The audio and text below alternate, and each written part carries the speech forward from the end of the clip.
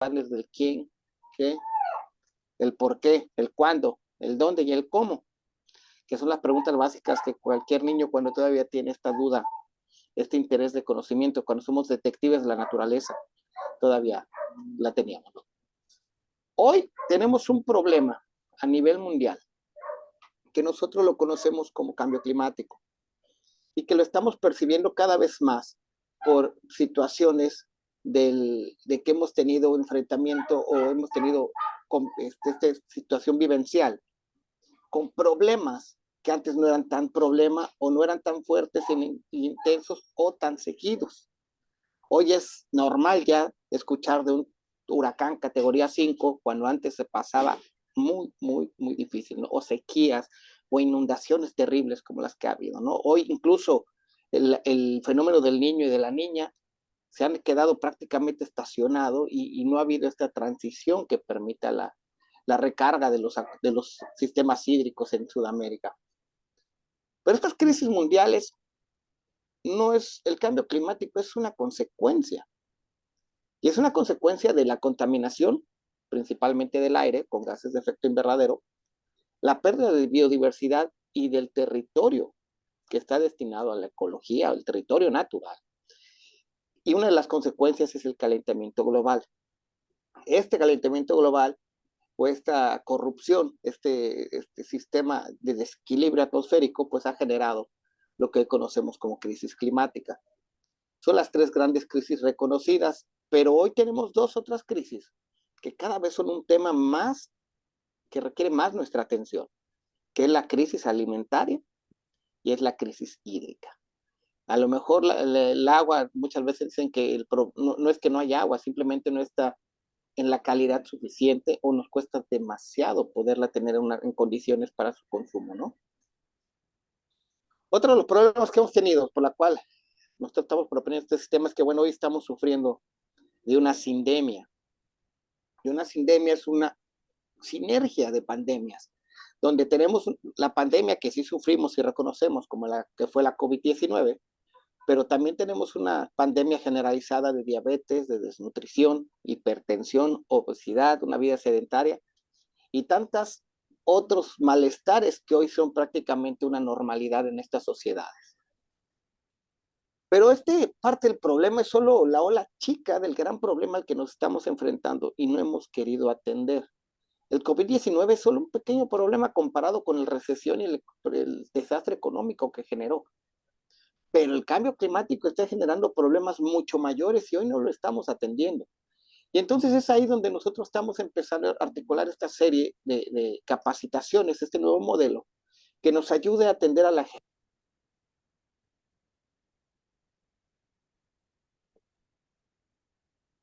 El internet no sé si era la conexión.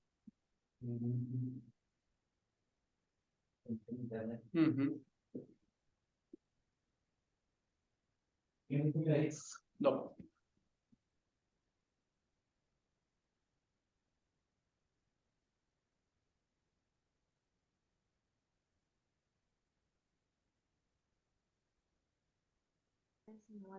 Hola, hola. No le estamos escuchando.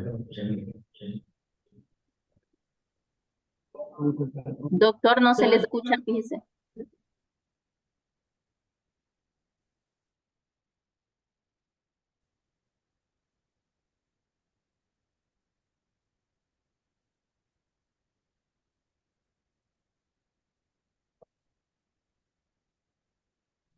Bueno, ya me escuchan ahora sí. Sí, ya le escuchamos.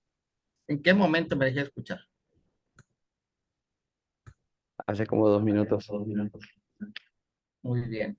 Entonces, me regreso tantito. ¿Como por aquí? Adelante. No, Adelante. adelante. En En ese. esta diapositiva. Ok, excelente. Muchas gracias. Bueno, entonces les comentaba, retomando el tema, es que hoy estamos hablando y sufriendo las consecuencias de la COVID-19, aunque la COVID-19 no es más que una pequeña ola de lo que significó en su momento o va a significar la recesión y esta recuperación que uno de los grandes problemas es que esta recuperación la estamos queriendo hacer con una aceleración no sostenible, y ya vamos a empezar a enfrentar también los temas, pero no hemos atendido el tema hoy del cambio climático, que es un problema que hoy que estamos ya poniéndole números al impacto del daño al cambio climático, representa algo muy superior y que la realidad es que no lo estamos volteando a ver, ¿no? Incluso hemos tenido y estamos atendiendo hoy a la agenda sostenible o la última agenda sostenible, porque la primera agenda sostenible fue en el 72 con los tratados de Estocolmo, después tuvimos los tratados de Johannesburgo, el marco de Sendai, los objetivos del milenio, hoy estamos ya con los objetivos de la Agenda 2030, pero la realidad es que todos estos objetivos son un reflejo que no han sido atendidos. Estamos reprobados desde hace 50 años en en darle peso a la sostenibilidad y ha habido una ausencia o hay una brecha muy grande entre los que producen el conocimiento, la academia, las sociedades de investigación y el conocimiento donde se necesita aplicar. Por eso es que la educación STEAM es muy importante porque básicamente a eso se refiere, ¿no? A utilizar el conocimiento científico y tecnológico y solucionar un problema. Ahora, lo importante es que solucionen los problemas de la sociedad y hay que voltear, o nosotros pensamos que hay que voltear un poco menos hacia Marte y un poco más hacia la Tierra, ¿no? Y empezar a solucionar temas de aquí que tenemos con todo el universo de tecnologías y de ciencia que ya tenemos. A nosotros hemos visto mucho este modelo del desarrollo sostenible, donde manejando el diagrama de Venn, siempre nos comentan que el desarrollo sostenible es ese punto de equilibrio, una especie de punto mágico entre la economía, la sociedad y el ambiente. Entonces, cuando hay un equilibrio entre las personas y el dinero, pues se dice que es equitativo. Si hay equilibrio entre las personas y la naturaleza, se dice que es vivible. Y si hay un equilibrio entre el dinero y la naturaleza, se dice que es viable, ¿no? Y ese punto en medio, entre donde hay un equilibrio entre todos, es el desarrollo sostenible. La realidad es que la mayoría de las tomas de decisiones cuando hablamos de desarrollo sostenible, nos referimos solo a la parte económica o es la parte a la cual estamos privilegiando. Nosotros siempre les hacemos la pregunta a todos, retomando este tema, ¿qué pasaría si la economía desaparece? Cuando el simple concepto de la economía es que es un imaginario en el cual la sociedad hace intercambio de valores que han sido creados. Si la economía desaparece, nosotros como humanidad vamos a intercambiar otras cosas o vamos a intercambiar trabajo, alimentos o alguna situación vamos a hacer, pero no le pasa nada. No desaparece la sociedad. En cambio, si la sociedad desaparece, la humanidad desaparece, por ende, la economía desaparece y a la naturaleza no le pasa absolutamente nada. Pero si la naturaleza desaparece, no hay sociedad ni hay economía. Entonces nosotros estamos cambiando la propuesta. O sea, la propuesta que yo traigo desde hace 2 años es que debemos de pensar en la sociedad, en el desarrollo sostenible como un modelo concéntrico, en el cual la economía es solo una pequeña parte de la sociedad y la sociedad es solo una pequeña parte de la naturaleza. Sin naturaleza, ninguna de las otras existe. Entonces no entendemos por qué al momento de hacer esta toma de decisiones, siempre favorecemos a la economía, que es la única que no importa y no existe en el universo de lo que hoy llamamos desarrollo sostenible. Hay que cambiar la manera como percibimos las cosas. Cada vez que afectamos a la naturaleza, estamos impactando un poco en la proveeduría de recursos y servicios ambientales, que son aquellos que sí nos mantienen y que sí son necesarios para mantenernos vivos. Entonces, otro de los temas que hablamos cuando hablamos de educación más H, que es la parte de humanidades, de valores, es que debemos también cambiar el cómo vemos y cómo percibimos a la inclusión. Antes hablábamos de igualdad, ¿no? Que era darle las mismas herramientas a todos para poder competir en una situación. Pero hoy sabemos que este tema pues, no es correcto porque al no tener las competencias o las capacidades iguales, pues hay quienes se ven disminuidos y hay quienes se ven favorecidos. Cuando en realidad se empezó a trabajar entonces el término de equidad o paridad, ¿no? Que era darle más herramientas a los que estaban menos favorecidos en alguna competencia y no dárselas a quien estaba favorecido. Este tema es incluso hasta discriminatorio a las personas que tenían competencias, porque ya no pueden también competir en igualdad. Hoy la inclusión nos habla de que lo que hay que retirar son las barreras. De hecho, la definición de discapacidad social es la incapacidad de nosotros como humanos, como sociedad, para poder proveer igualdad de circunstancias a todas las personas. O sea, los que estamos mal somos nosotros porque no hemos puesto piso parejo para todos. Todo lo contrario, hoy manejamos algunos esquemas como ajustes razonables en lugar de que desde el inicio planeáramos que un edificio fuera construido para que absolutamente cualquier persona pudiera moverse y estar en igualdad, ¿no? La escuela para todos ya fue cuando, bueno, cada quien puede jugar a lo que quiera, pero vamos a estar todos juntos. Hoy el modelo nuevo, el modelo que está llevando hacia los ciudadanos es que cada quien puede estar donde mejor esté, donde pueda favorecer sus propias competencias y formar la mejor versión de ellos mismos. Ya sea a nivel de alguna de sus 8 inteligencias, de competencias adquiridas o competencias por adquirir, pero que podamos buscar la mejor aplicación, la mejor situación para todas las personas, ¿no? Esto está muy dirigido al objetivo de desarrollo sostenible 10, la reducción de desigualdades, que busca que exista una sociedad sostenible. Y para eso debe haber una sociedad justa.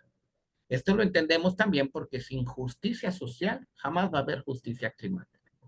No podemos pedirle a alguien y llegar y blindar un bosque, decirle, aquí no puedes cortar leña.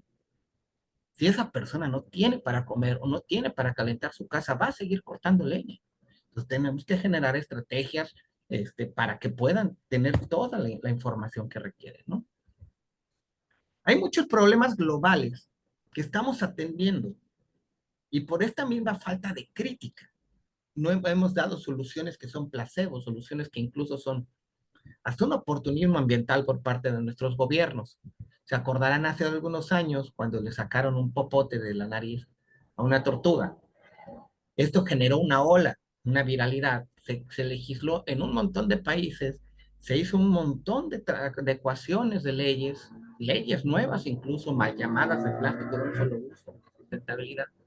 Pero cuando nosotros analizamos la totalidad, es que estas leyes ni siquiera fueron progresivas, la mayoría de ellas solo se quedaron a prohibir popotes y hoy vemos que gracias a esa batalla se generó una situación de bienestar, de victoria, cuando solo le ganamos la batalla al 0.03% del total de la basura. También hablamos que tenemos un gran problema con la basura que llega al mar, que es alrededor de 13 millones de toneladas, pero solo estamos atendiendo un 0.62% del problema. Nos estamos volteando a ver este problema expandido porque lo que tenemos en realidad es un problema de basura, donde el 50% casi de la basura la metemos en una bolsa enorme y después la aplastamos y después la tapamos y le llamamos relleno sanitario. Cerca del 30% no sabemos dónde queda, un poquito se recicla y otro poco lo quemamos para producir energía. Entonces, si nosotros aplicáramos este concepto de solución de problemas basado en ciencia y teología de una manera crítica y objetiva, que es uno de los fundamentos, pues entonces sabríamos y trataríamos de atender el problema de la basura y no un problema que se hizo viral, que era un popote en la nariz de una tortuga. Entonces, ¿qué es lo que vamos a llamar nosotros como STEAM más H más N?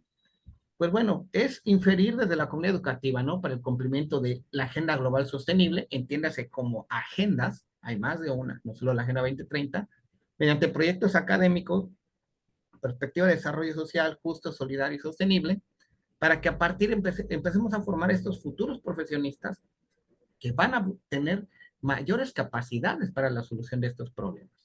La H es la parte, la parte humanista de la educación y regresar a la formación en valores y hacer a un lado en la educación que hoy tenemos, que es una educación conductista, que si te portas bien hay premio, hay 10, y si te portas mal, estás reprobado o hay un castigo. Esta educación no nos ha funcionado porque nadie hace nada si no va a conseguir algo. Hoy necesitamos regresar a esa educación en valores de hace 40, 50 años, con los principios que ya la ciencia y tecnología nos puede respaldar, y sobre todo la parte de más N, más naturaleza, es este concepto de educación para la sostenibilidad, ¿no? Donde todos los proyectos, toda la educación que hagamos ya lleva un enfoque de conservación, que hoy podemos decirlo, no es una moda, es por supervivencia de la especie. Si seguimos con este paso, hay un término del creador del concepto de huella ecológica o lo llama reajuste poblacional, que si seguimos en este proceso de suicidio colectivo gradual, pues va a llegar un momento en el que va a tener que haber un reajuste porque no va a haber suficiente ni recursos ni servicios para sostener a toda la comunidad. Aquí también tenemos que atender al final de la educación. Este es cuando uno reconoce que es el fin de la educación, es un término horrible, porque por lo menos aquí en México, pues bueno, tenemos una muy buena educación, y no porque aprendamos mucho, porque el fin de la educación es formar a los ciudadanos que queremos como país, hablando de educación formal. Y estos ciudadanos pueden ser productivos, pueden ser sumisos, pueden ser patriotas, pueden ser nacionalistas, pueden ser felices. Pero no significa que sepan mucho ni que estén haciendo o favoreciendo sus capacidades, ¿no? Y una de las maneras más fáciles que desde el fin de la educación manipulemos en nuestras comunidades, en nuestras poblaciones, es jugar con el concepto de felicidad. Como ejemplo, México es uno de los países más peligrosos hoy en el mundo para ejercer, por ejemplo, el activismo ambiental. Es uno de los países de peor educación. Tenemos el ranking 167 en la evaluación de PISA en el 2022, pero somos el país número 10 en felicidad. Lo que significa que tenemos una muy buena educación que ha formado a ciudadanos sumisos, pero muy felices. No importa qué aprendan. Entonces, nosotros tenemos también que reconstruir este concepto de felicidad porque también se nos ha educado desde fuera de las escuelas a que es necesario poseer para ser feliz, ¿no? Este proceso de consumo, que hoy también es la principal causa que está teniéndonos en el calentamiento global, ¿no? Por la sobreproducción en necesidades energéticas para satisfacer todas estas necesidades. Y regresar al actuar porque es lo correcto, ¿no? No porque el premio, el reconocimiento. O sea, cambiar una educación en valores y dejar el conductismo en lado. Dentro de los principios de sostenibilidad que nosotros trabajamos, es que, bueno, hay 3 líneas principales que tenemos que atender y son prioritarias para buscarle una solución. La primera, que son también las causas que hoy nos tienen tan mal, es nuestros residuos.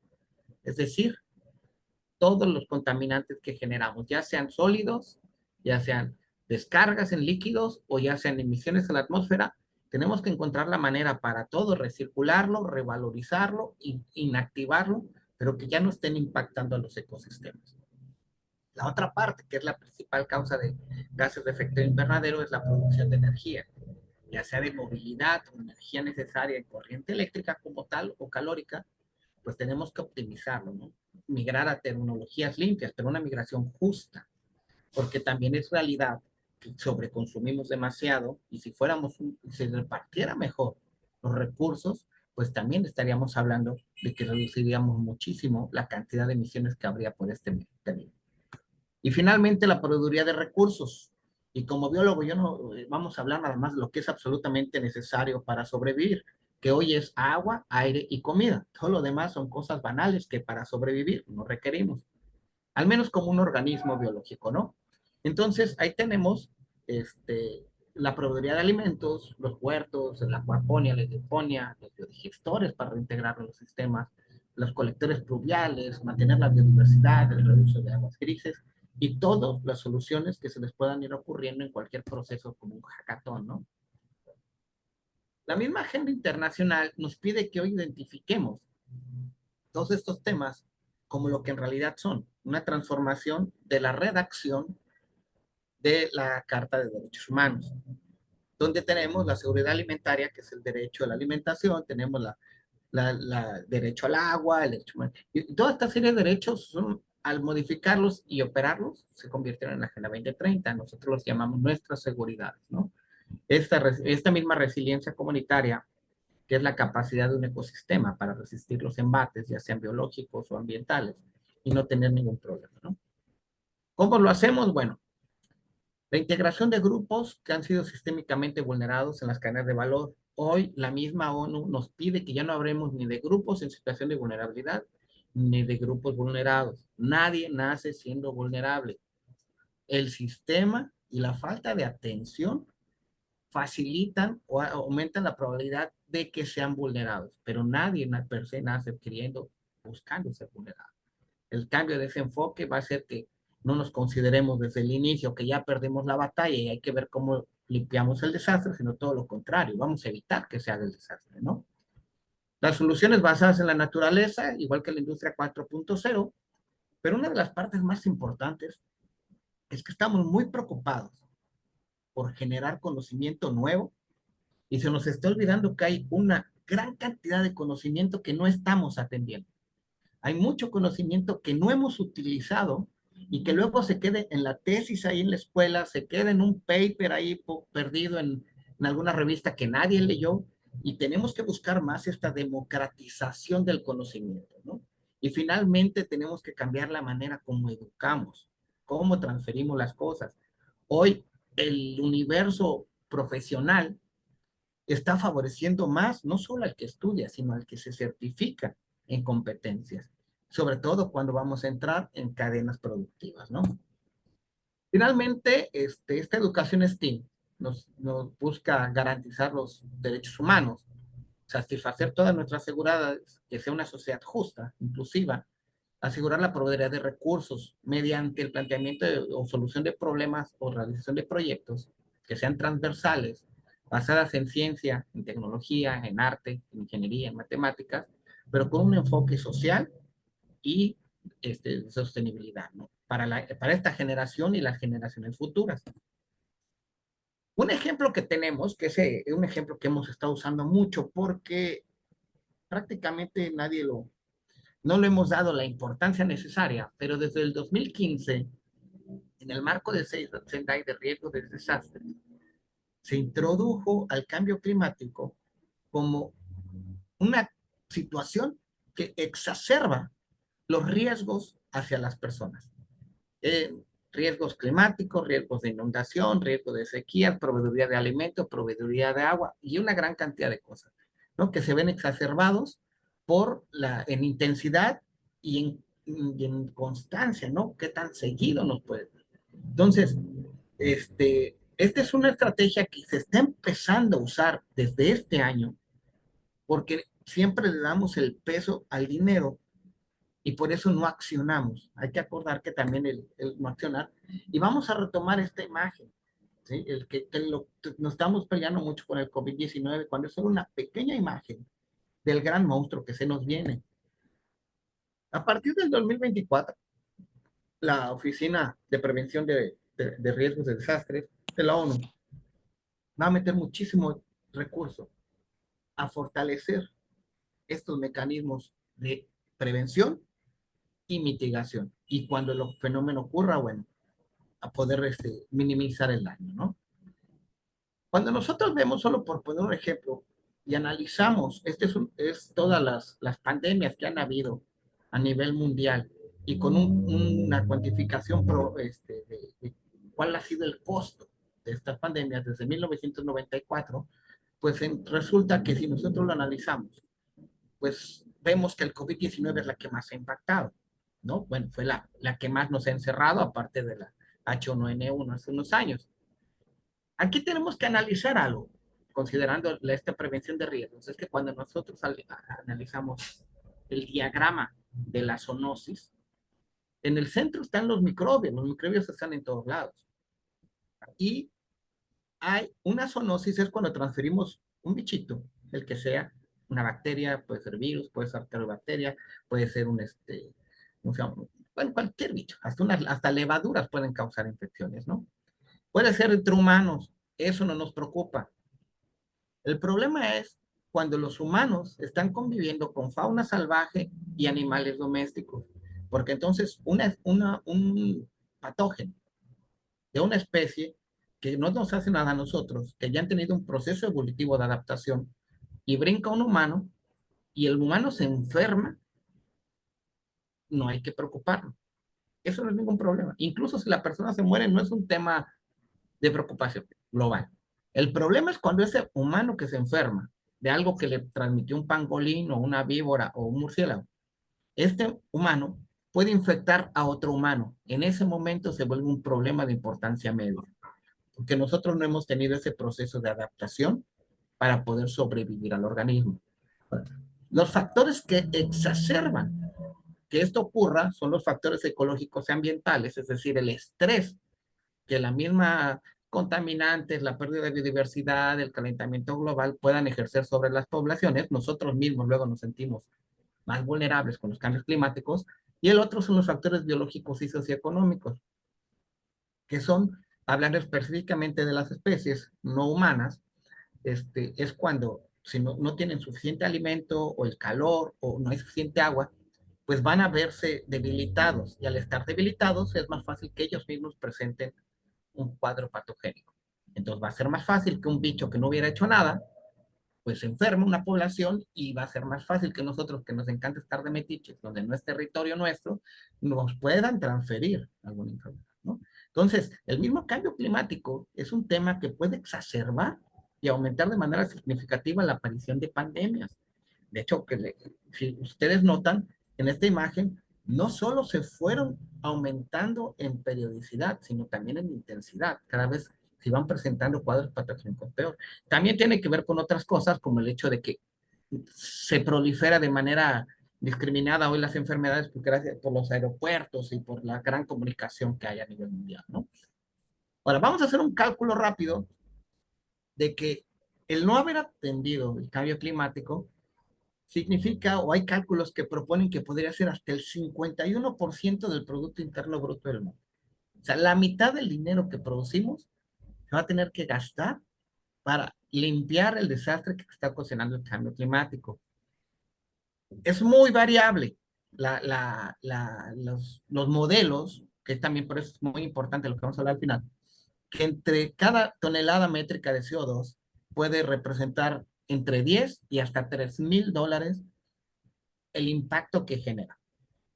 Tan solo en el 2022 se calcula que hubo 40,600 millones de toneladas de CO2 que se emitieron a la atmósfera, solo en el 2022, que esto sumaría, si lo utilizáramos el valor de $10, serían 406 mil millones de dólares, y si utilizáramos el de 3,000, serían 121,800,000 millones de dólares, el costo de solo el CO2 que se emitió en el 2022 a la atmósfera.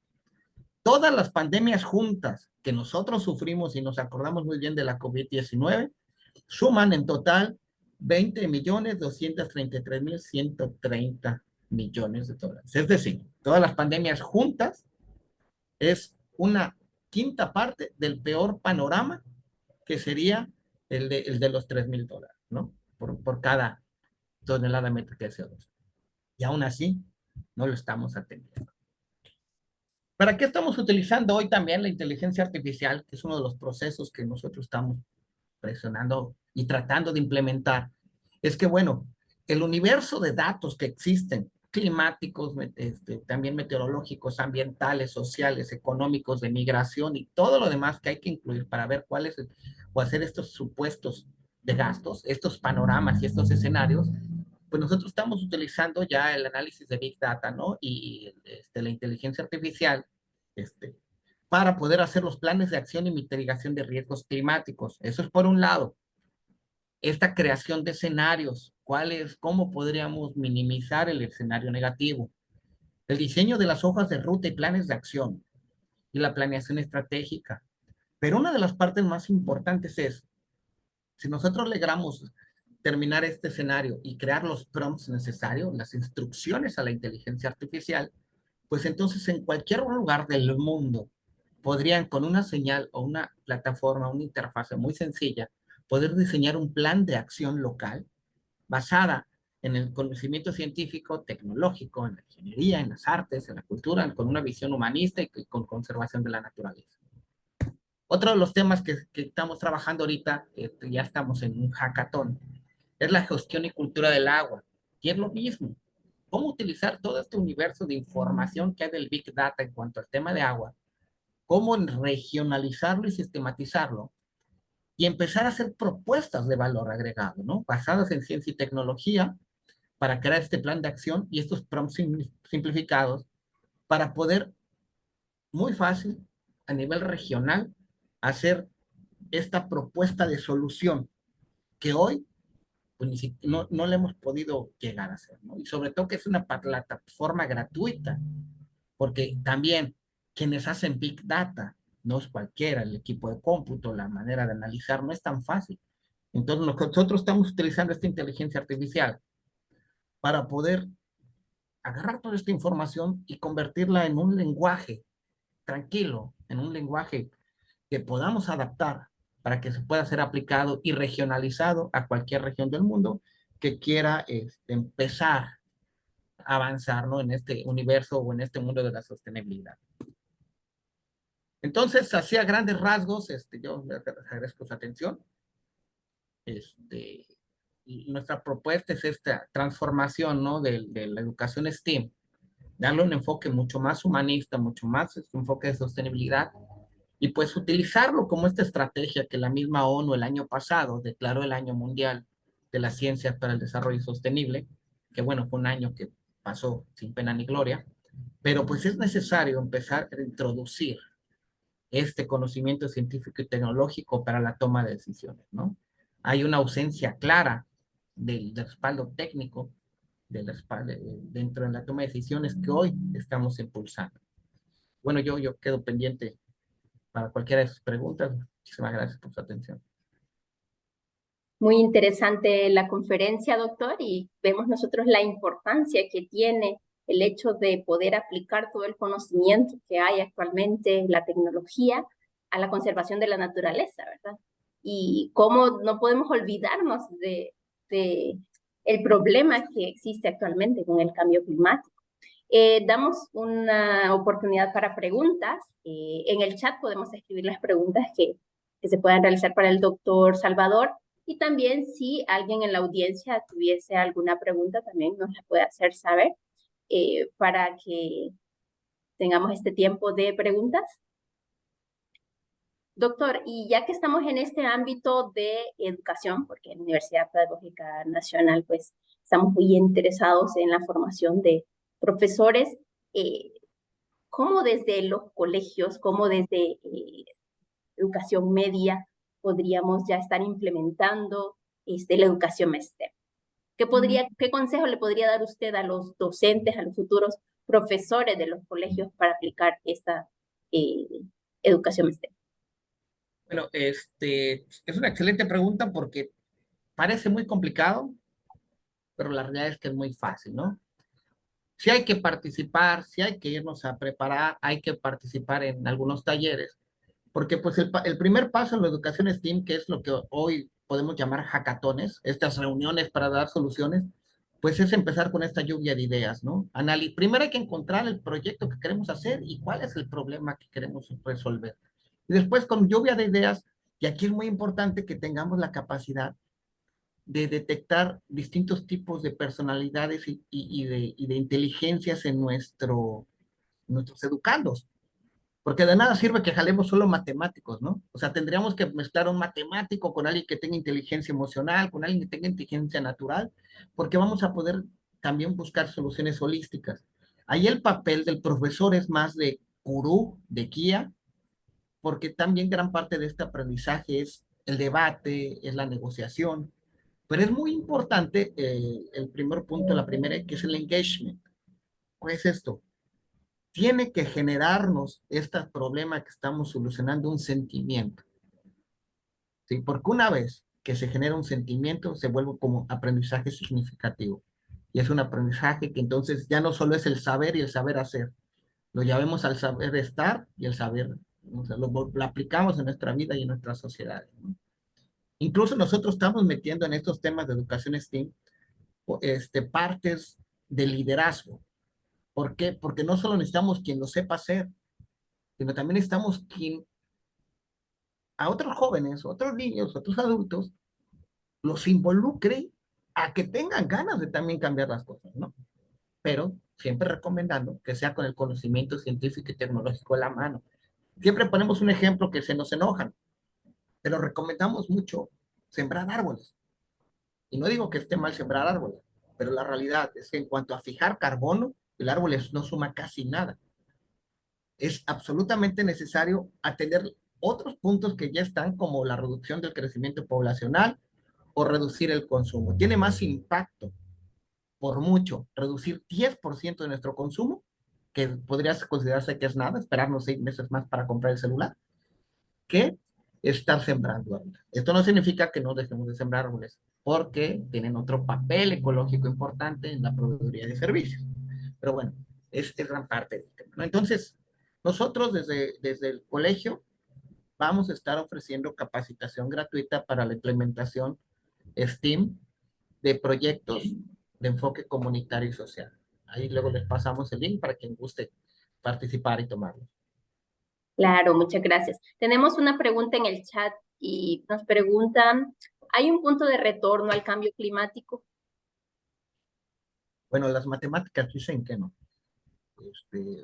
Mi profesional activista y esperanzado dice que yo creo que si empezamos a coaccionar todos, pues o sea, a lo mejor no retornarlo, pero por lo menos mitigarlo o detenerlo a un nivel en el que hoy estamos, ¿no? La realidad es que hace 30 años dijimos que hoy íbamos a estar más o menos 0.8 grados arriba y ya estamos 1.7 grados y seguimos sin hacer gran cosa, ¿no? Entonces, yo creo que el paso uno es tomarnos de a de veras el problema en serio y entender que somos parte del problema. Porque eso es lo que yo creo que no nos ha hecho falta. Siempre le seguimos echando la culpa al gobierno, a las empresas, pero pues el que vota por esos gobiernos somos nosotros. Y los que compran esos productos también somos nosotros. Si nosotros pedimos una oferta diferente, pues nos van a tener que dar una oferta diferente. Así es. Tenemos comentarios en el chat, nos dice Paola Zelaya, me parece bien la metodología STEAM y muy interesante incluir a los objetivos del desarrollo sostenible. Nos dicen también, doctor, para ver un cambio debemos involucrarnos todos y educar a la sociedad desde la niñez para fomentar conciencia de lo valioso que es la naturaleza. Eso fíjate que es muy cierto, déjame tocar rápido este punto. Sí, sí. Porque sí, es muy importante formar a los ciudadanos del mundo que van a estar educando a otras personas o en puestos de gobierno o en las empresas en 20 años. Pero también es muy importante hoy, porque el problema ya lo tenemos hoy, es de construirnos como sociedad, reeducarnos como adultos también. Tampoco podemos venir en el discurso de que le estamos dejando un gran problema a los niños, ¿no? O sea, yo pienso estar otros 20, 30 años aquí, pues debo ser parte de la solución. Es muy fácil echarle la culpa a los jóvenes y a los niños, no que ellos lo solucionen. Yo creo que tenemos que comprometernos absolutamente, como dice ahí, todos, incluso ser parte de este proceso transformador. Yo voy con mi hija tiene 7 años, y hoy ya lleva más de 100 árboles sembrados. Entonces, hay que ser parte desde la casa, que es el núcleo principal formador, no es la escuela. La formación es en casa, ¿no? Los valores deben ser en casa. ¿No? Gracias. Así es. Bueno, nos hacen otra pregunta. En un país con tantas limitantes, ¿cómo llegar a la educación STEAM enriquecedora para llegar a aportar a un verdadero desarrollo sostenible al país? De la misma manera que estamos ahorita. Tenemos este ecosistema digital que hoy es impresionante. Lo único que hay que cuidar es no caer en la infodemia. O sea, debemos de buscar fuentes confiables, capacitarnos, ya sea en Udemy, está Coursera, nosotros mismos tenemos plataforma, la misma escuela está desarrollando ahorita este evento, pero pues hay que involucrarnos, hay que ser más participativos en ser parte de la solución y no continuar siendo parte del problema. También hay que entender algo. El desarrollo sostenible, bueno, es una situación multiactor. No es solo la ciudadanía, tienen que participar las empresas, el gobierno, las comunidades indígenas, todos, ¿no? Desde su trinchera y de una manera.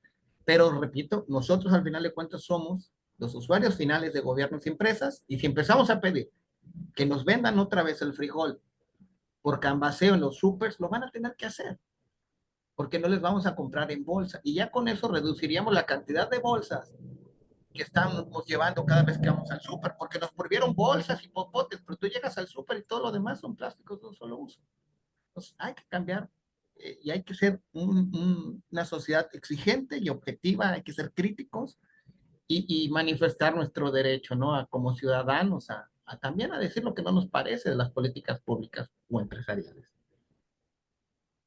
Así es. Bueno, nos comenta Sandra Villatoro, la clave está en la prevención y no en la reacción, como es costumbre en Latinoamérica, nos dice ella.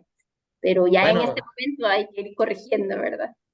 pues bueno, yo no diría Latinoamérica, estamos reprobados a nivel mundial. Solo están medio bien en la sostenibilidad Islandia, Alemania, ¿no? Finlandia, un par de países. Los demás, pues, no, y no importa que sea en primer mundo como Italia o que sea España.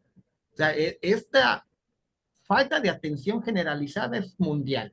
Ni hablar de China, ¿no? Porque China es la fuente de contaminación del mundo, por lo menos en emisiones a la atmósfera, ¿no? Entonces es un problema generalizado. En Latinoamérica tenemos un problema que todavía hace que este problema sea mayor, y es la corrupción. La corrupción en Latinoamérica no permite que los proyectos, incluso los apoyos internacionales, se desarrollen. Desde el Banco Interamericano y el Fondo Monetario Internacional, desde hace 3 años más o menos, ya dijeron que el dinero no se lo van a dar al gobierno, solo a empresas y asociaciones y son proyectos de llave en mano. Te di para un hospital, me entregas un hospital. Porque el cálculo del Fondo Monetario es que se pierde un 70% del recurso en lo que llega a la ventanilla de gobierno y en lo que aterriza donde tenía que haber llegado. En gastos administrativos, vamos a suponer. Entonces, pues hay que avanzarlo, ¿no? Entonces, hoy es un momento desde la COP27, la del año pasado, que se le dio un papel muy fuerte a la sociedad activa haciendo cosas por la sostenibilidad. ¿Sí? Entonces, ya todos los apoyos van a ir dirigidos a grupos sociales, o sea, la sociedad organizada y a empresas que ofrezcan el servicio. Y ya no son fondos perdidos. Te doy el dinero y en el momento que me lo entregas, te libero del crédito, si no lo tienes que regresar. Y tuvieron que meter candados precisamente porque Latinoamérica es un poco corrupta. Muy bien, muchas gracias por las respuestas a las preguntas, doctor Salvador. Y agradecemos realmente esta conferencia, ha sido de mucho aprendizaje, siempre estamos aprendiendo cosas nuevas. Y en este momento, bueno, quisiéramos nosotros agradecerle y decirle que hay una entrega de un diploma de reconocimiento por esta conferencia. Quisiéramos ver si se puede proyectar en este momento. Además, este diploma de conocimiento se le hará llegar vía correo electrónico. En nombre de la Universidad Pedagógica Nacional Francisco Morazán, la Facultad de Ciencia y Tecnología, le agradecemos y también agradecemos a todos nuestros participantes por la permanencia en la conferencia. También les invitamos a participar en las diferentes actividades que se estarán realizando durante este congreso. Recordemos que son 3 días, miércoles 11, jueves 12 y viernes 13 de octubre, ¿verdad? Doctor Castel, es muy importante conocer cómo nosotros estamos actuando ante este problema que es el cambio climático y saber también qué podemos realizar. Sobre todo, el cambio tiene que iniciar desde nosotros, ¿verdad? Permítame, vamos a proyectar en este momento. Diploma de participación al doctor Salvador Elías Castel por su colaboración en el desarrollo de la conferencia La Educación STEM más H más N. Este diploma pues lo otorga la Universidad Pedagógica Nacional Francisco Morazán, la Facultad de Ciencia y Tecnología, y está firmado por el magíster Bartolomé Chinchilla, vicerrector académico de la universidad, y el magíster Carlos Aguilar, decano de la Facultad de Ciencia y Tecnología. Muchas gracias, doctor, por tomarse el tiempo y brindarnos esta excelente conferencia. Gracias a la audiencia y esperamos que puedan llenar sus expectativas con cada una de las actividades que tenemos propuestas para este congreso. Que tengan muy buena tarde. Gracias a todos y gracias por la invitación.